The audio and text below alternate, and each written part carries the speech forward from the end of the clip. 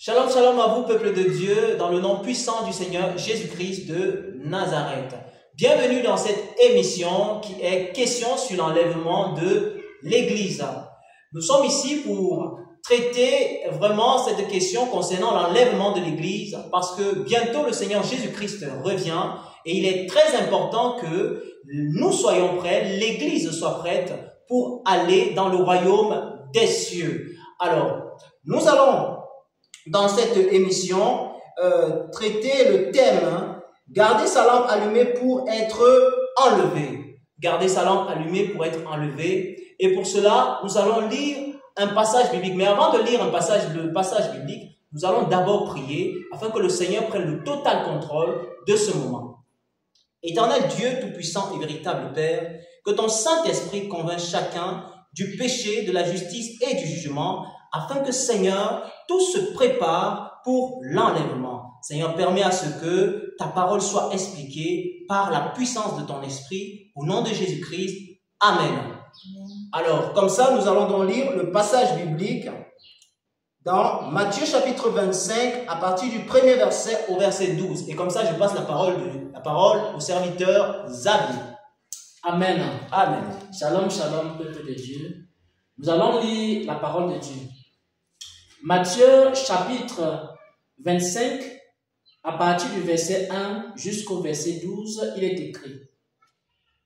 Alors, le royaume des cieux sera semblable à 10 vierges qui, ayant pris la lampe, allèrent à la rencontre de l'époux. 5 d'entre elles étaient folles et 5 étaient sages. Les folles, en prenant leur lampe, ne prirent point d'huile avec elles. Mais les sages prirent avec leur lampe de l'huile dans des vases. Comme l'époux tardait, toutes s'assoupirent et elles s'endormirent. Au milieu de la nuit, on cria, voici l'époux, allez à sa rencontre. Alors, toutes ces vierges se réveillèrent et préparèrent leurs lampes.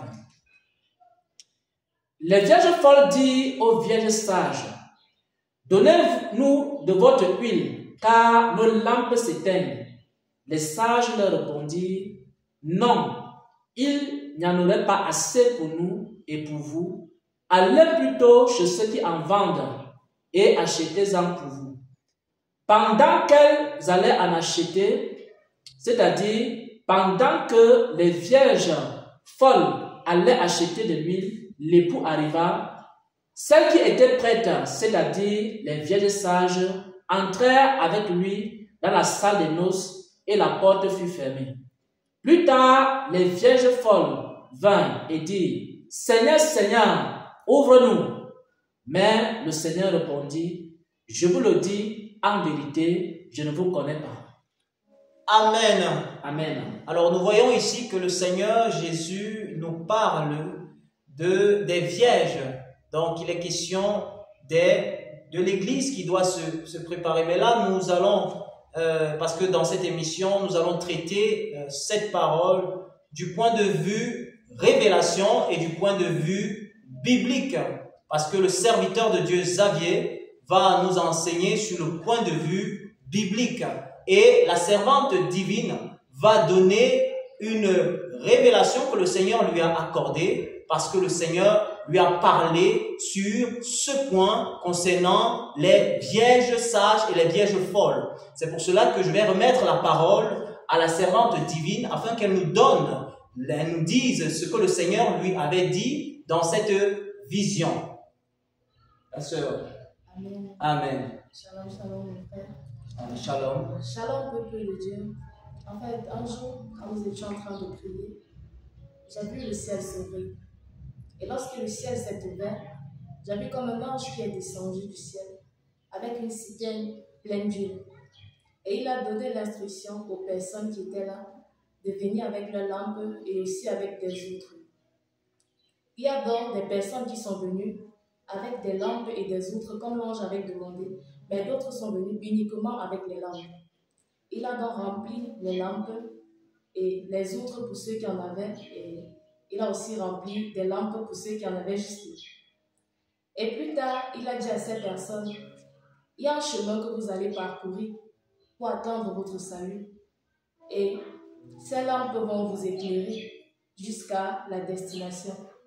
Il les a donc envoyées et ces personnes sont parties. Par derrière, l'ange était en train de parler et il disait, « Je ne comprends pas les hommes. Comment on leur donne une instruction de respecter et ils sont incapables de respecter cette instruction-là? Comment est-ce qu'ils vont faire alors que je leur ai demandé de venir avec des lampes et aussi des outres? Ils sont venus uniquement avec des lampes. Comment ils vont faire en cours de route? » Voilà, ces personnes sont donc parties. En cours de route, ceux qui avaient uniquement des lampes sans outre, lui, il est fini dans la lampe, il n'y avait plus de réserve. Sans donc tourner vers des personnes qui avaient des outres remplies d'huile. Il était en train de demander de prêter en fait un peu d'huile qu'elle puisse mettre dans la lampe. Mais ces personnes ont dit, attendez, nous ne sommes pas sûrs que le reste-ci va nous conduire jusqu'à destination. Attendez, nous allons partir et si nous arrivons là-bas, il y a le reste d'huile, nous allons rentrer et nous allons vous donner ce reste. Pendant que ces personnes sont donc parties, le reste qui n'avait pas d'outre, qui avait juste des lampes et qui n'avait pas d'outre pour l'huile de réserve, se sont mis à pleurer puisqu'ils n'avaient pas vraiment respecté l'instruction que l'ange avait donnée. L'instruction de l'ange était, venez avec les lampes mais aussi avec des outres. C'était en fait ça la vision. Amen. Amen. Gloire soit rendue au Seigneur Jésus-Christ. Vraiment par là, nous nous rendons compte que le Seigneur, lorsqu'il donne une instruction, il y en a beaucoup qui ne mettent pas cette instruction en pratique, ou bien qui la mettent, mais pas totalement. Parce que dans la vision, lorsque ces personnes sont parties, elles sont parties seulement avec une lampe et elles n'ont pas pris l'huile. Et pourtant, l'instruction avait été donnée qu'il fallait partir avec une lampe et un récipient, je vais dire, pour pouvoir recueillir aussi un peu d'huile pour la marche. Donc ici, par la grâce de Dieu, nous comprenons qu'il est question de respecter les instructions exactement comme le Seigneur nous les communique. Et gloire soit rendue au Seigneur, nous allons continuer dans cette lancée à approfondir ce sujet. C'est pour ça que je vais passer la parole de Dieu à l'homme de Dieu, Xavier, pour qu'il nous enseigne encore sur les profondeurs de cette révélation selon la parole de Dieu. Oui, homme de Dieu. Oui, merci, serviteur Charles, pour le privilège qui m'est donné aujourd'hui de partager avec le peuple de Dieu la vérité que le Seigneur m'a communiquée en ce qui concerne les lampes des chrétiens, en ce qui concerne l'huile de la lampe et aussi en ce qui concerne la lumière qui éclaire ce qui garde l'huile. Amen. Avant de lire un passage des Écritures, parce que nous allons lire Psaume 119 au verset 105, j'aimerais partager avec vous une parole que le Seigneur m'a dite à ce sujet. Un jour, le Seigneur m'a dit ceci, j'ai dit exactement ce qu'il m'a dit. Il m'a dit que étudier la parole de Dieu dans le but de retirer des instructions dans cette parole, c'est remplir sa lampe d'huile. Amen. Quand un chrétien lit la Bible, quand un chrétien étudie les Saintes Écritures, le but, l'objectif, ce n'est pas de mémoriser des histoires bibliques. Le but final, c'est que le chrétien puisse tirer de la Bible, le chrétien puisse tirer de la parole de Dieu, le chrétien puisse tirer de son étude biblique des instructions qu'il va garder dans son cœur, qu'il va méditer, qu'il va mettre en pratique. Et lorsqu'un chrétien agit ainsi, il remplit sa lampe d'huile. Ça, c'est la révélation que le Seigneur m'a communiquée. J'aimerais maintenant donner un fondement biblique à cette révélation en lisant le psaume 119 au verset 105. Il est écrit: Ta parole est une lampe à mes pieds et une lumière sur mon sentier. La parole de Dieu, c'est la lampe.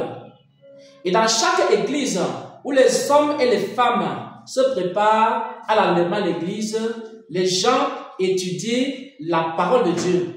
Dans chaque église aujourd'hui, les hommes lisent la parole de Dieu.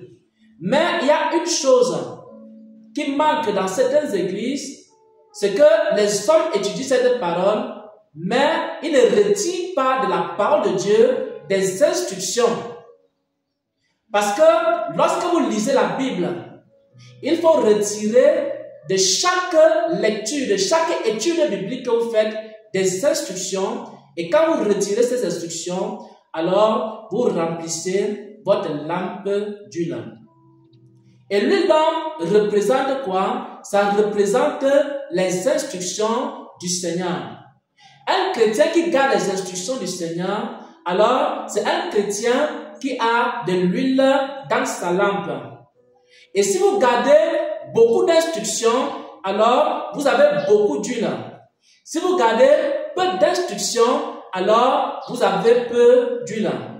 Et ceux qui gardent beaucoup les instructions de la part du Seigneur, alors non seulement ils ont de l'huile dans leur lampe, mais ils ont encore quoi? Des réserves d'huile. C'est pourquoi les chrétiens qui gardent la parole de Dieu peuvent tenir dans la marche chrétienne. Et lorsque les chrétiens abandonnent les instructions de Dieu, alors il leur manque de l'huile. C'est la raison pour laquelle dans beaucoup d'églises où les hommes ont abandonné les instructions de Dieu, les lampes se sont éteintes. La lumière du Saint-Esprit ne brille plus dans ces églises. Il y a des églises qui ont commencé à mettre de côté les instructions qui dérangent. Lorsque, dans certaines églises, on enseigne plus que les divertissements retardent la marche du chrétien, alors en mettant ces instructions de côté, on est en train de diminuer l'huile des chrétiens et c'est pourquoi, dans ces églises-là, la lampe des chrétiens ne brille point. C'est pourquoi dans ces églises-là, beaucoup de gens vivent dans le péché. Parce que lorsque dans votre église, vous supprimez les instructions en ce qui concerne le ministère de la femme, vous supprimez les instructions en ce qui concerne l'habillement du chrétien, vous supprimez ces instructions parce que vous dites que Dieu ne regarde que le cœur, il ne regarde pas l'extérieur. Or, cette instruction-là, c'est de l'huile que le Seigneur vous a donnée. Et quand vous mettez en pratique cette instruction, vous remplissez votre lampe d'huile. Vous allez vous rendre compte que les églises qui obéissent à Dieu, dans les moindres détails, dans ces églises-là, Dieu se manifeste puissamment. Il se manifeste puissamment par des dons. Il se manifeste puissamment par sa parole. Il se manifeste puissamment par la révélation. Il se manifeste puissamment par l'amour qui déverse dans le cœur des hommes et des femmes dans ces églises-là. Il n'y a point de péché dans ces églises-là parce que la grâce de Dieu couvre l'église en question. C'est pourquoi si une église ou alors un chrétien veut remplir sa lampe d'huile, alors il doit retourner aux instructions du Seigneur. Et la Bible contient de nombreuses instructions. Et quand vous lisez la Bible, retirez dans la Bible les instructions. Ne suivez pas les prédicateurs qui vous disent que telle instruction qui est dans la Bible n'est pas importante. Tout ce qui a été écrit est important. Pourquoi? Parce qu'il ne faut rien enlever, rien ajouter à la parole de Dieu. Amen. Toutes ces instructions sont des instructions qui vont vous aider dans votre vie chrétienne. Il y a aussi des serviteurs de Dieu. Lorsqu'ils ont commencé à faire l'œuvre de Dieu, ils n'ont pas cherché à savoir quelles sont les instructions du ministère. Beaucoup ont commencé à faire l'œuvre de Dieu, ils n'ont jamais posé à Dieu la question de savoir avec quelle instruction je dois faire le ministère. Alors, ils ont commencé à faire des erreurs. Et si vous demandez les instructions à Dieu, et si vous lisez aussi la parole de Dieu, alors vous allez comprendre que l'évangile est gratuit. Pourquoi? Parce qu'il a été écrit, vous avez reçu gratuitement, donné gratuitement. Il y a plusieurs qui vendent la prière. Donc avant qu'on ne prie pour toi, il faut d'abord faire une offrande. Ça veut dire que la personne n'a pas respecté l'instruction du Seigneur. Et comment dans une telle église, la lampe ne va pas s'éteindre.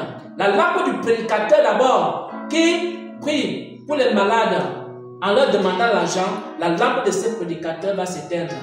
La lampe aussi des chrétiens qui sont dans cette église-là va s'éteindre. Et aussi, le serviteur de Dieu doit être soumis à Dieu. Parce que c'est lui qui est le maître de la moisson. Amen. Ça, c'est aussi notre instruction biblique. Mais il y a plusieurs serviteurs qui ne sont pas soumis au maître de la moisson. Comment tu vas réussir le ministère si tu n'es pas soumis à celui qui t'a envoyé? Et vous voyez plusieurs serviteurs qui ne respectent pas les instructions bibliques. Et maintenant, ils font beaucoup de désordre dans l'œuvre de Dieu. Et ils vont se plaindre. L'œuvre de Dieu est difficile. Je n'ai pas la grâce de Dieu. Je n'ai pas les dons spirituels. Je n'arrive pas à avancer dans le ministère qui m'a été donné. Mais est-ce que tu es soumis au maître de la moisson? Et il y a beaucoup d'instructions également qui concernent l'œuvre de Dieu, parmi lesquelles il y a la fidélité, parmi lesquelles il y a le revêtement du chrétien, le revêtement du serviteur de Dieu. Donc, je ne voudrais pas être long, j'aimerais simplement dire au peuple de Dieu et aux églises. Le Seigneur voudrait venir chercher une épouse qui a gardé sa lampe allumée. Et la lampe ici, c'est la parole de Dieu. Et maintenant, si nous gardons la parole de Dieu, à l'intérieur de la parole de Dieu, il y a des instructions. De la même manière qu'à l'intérieur de la lampe, il y a de l'huile, de la même manière, à l'intérieur de la parole de Dieu, il y a des instructions. Et plus nous allons garder les instructions du Seigneur, plus alors la grâce de Dieu sera avec nous, plus le Saint-Esprit sera avec nous, plus la présence de Dieu sera avec nous, et notre lumière va commencer à briller. Et comme notre lumière va briller, alors le Seigneur viendra trouver notre lampe allumée, et c'est ainsi que nous allons être enlevés avec le Seigneur Jésus-Christ. Amen. Amen. Oh, je rends grâce au Seigneur Jésus-Christ pour cette parole. Elle est véritablement profonde et elle nous fait comprendre que il y a beaucoup d'instructions qui ont été enlevées dans plusieurs églises. Raison pour laquelle les églises, les lampes d'église s'éteignent.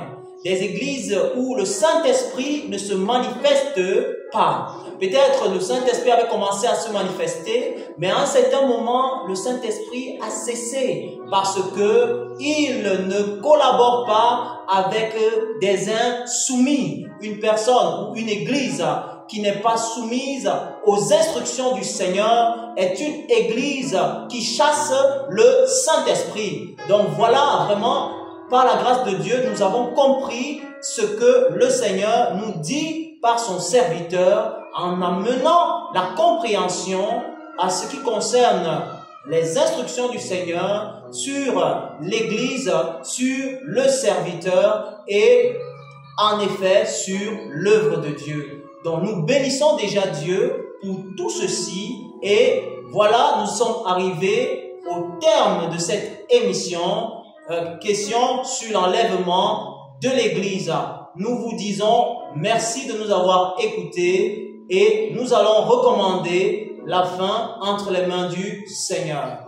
Éternel Dieu Tout-Puissant et véritable Père, toi le Dieu vivant et vrai, merci Seigneur Dieu de nous avoir accordé ta grâce, de parler de ta part. Seigneur, que ces paroles convainquent chacun du péché, de la justice et du jugement, au nom puissant du Seigneur Jésus-Christ. Amen. Alors, Amen. Je vous dis shalom au nom de Jésus. Shalom, shalom.